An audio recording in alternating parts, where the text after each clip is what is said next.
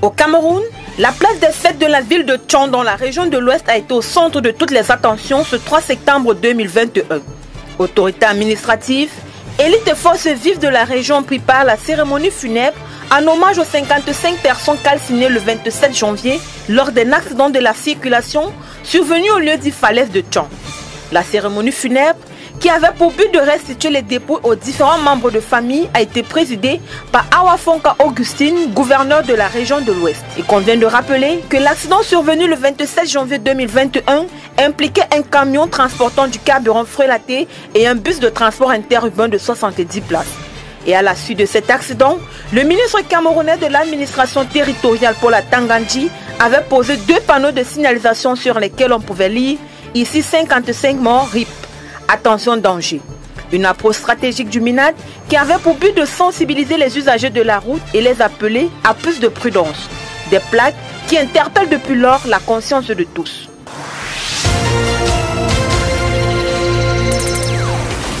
Au Cameroun, l'Union des coopératives du littoral pour le Mungo a abrité le 1er septembre dernier une réunion de travail entre les agriculteurs de ce département et la Fujiproca, représentée par son président du conseil d'administration, Luko Thomas.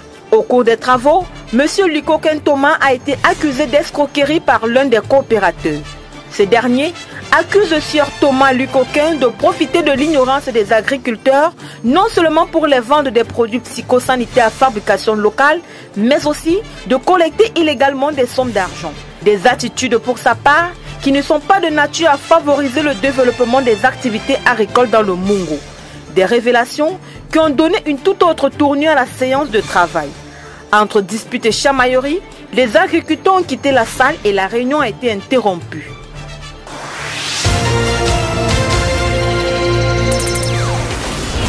En prélude à la journée mondiale de l'habitat qui se célèbre chaque premier lundi du mois d'octobre, le ministère camerounais de l'habitat et du développement urbain ouvre un concours international d'idées.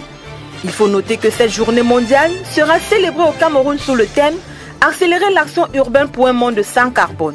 La deadline du dit concours est le 10 septembre 2021.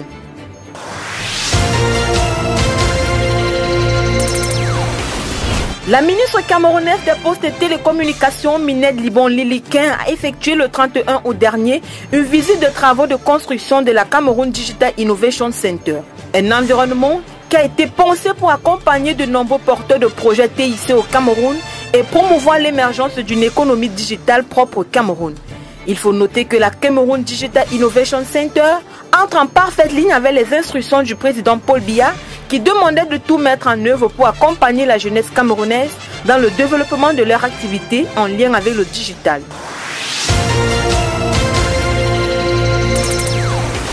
Le président de la République Paul Biya a adressé le 30 août 2021 au Premier ministre, aux membres du gouvernement et aux gouverneurs de région une circulaire relative à la préparation du budget de l'État pour le compte de l'exercice 2022. Au cours de l'année 2022, l'objectif du gouvernement camerounais sera de consolider la dynamique de croissance économique en jugulant les effets néfastes de la pandémie de Covid-19. Dans ce document de 18 pages, le chef de l'État fixe les sujets qui doivent être au cœur de l'action gouvernementale. Il s'agit entre autres de la mise en service des grands projets infrastructurels, de la mise en œuvre du plan de soutien à la production des biens de grande consommation et l'amélioration du climat des affaires. Et en matière de sécurité, la priorité pour toutes les administrations publiques sera accordée à la mise en œuvre des mesures de résorption des crises sécuritaires. Il s'agira pour l'essentiel de renforcer le processus de désarmement, démobilisation et de réintégration, d'opérationnaliser le plan de reconstruction des régions du Nord-Ouest, Sud-Ouest et Extrême-Nord et de poursuivre la mise en œuvre des recommandations du Grand Dialogue national.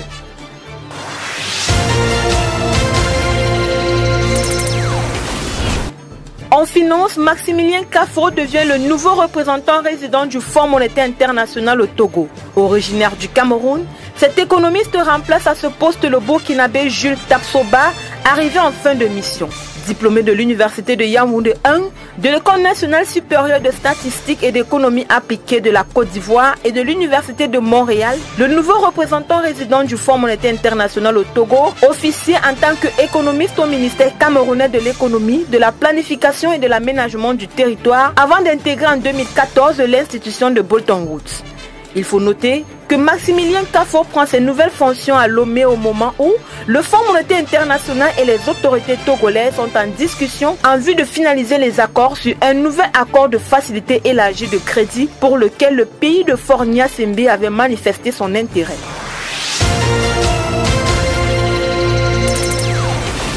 Rentrée scolaire 2021-2022 au Burundi, la première dame a procédé le 2 septembre dernier à la distribution du kit scolaire aux enfants issus des familles démunies de Gitega. Cette activité de remise de dons qui a débuté dans la zone de Mubega se poursuivra dans 8 autres régions du Burundi. Il faut noter que cette aide de la première dame en kit scolaire vise à apporter de l'assistance à 4386 enfants, dont ceux issus de Batois.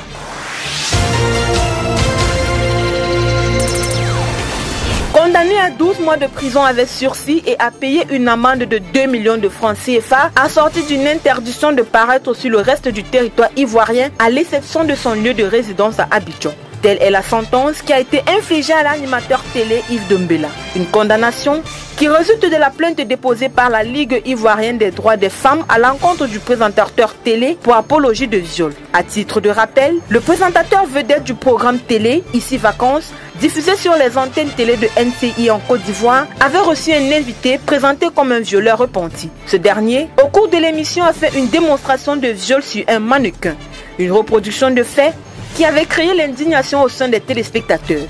Il faut noter qu'à la suite de cette émission sur les antennes télé de NCI, la Haute Autorité de Communication Audiovisuelle ivoirienne a interdit l'animateur de ce talk show de paraître sur une chaîne télé ou radio. Une interdiction qui durera 30 jours.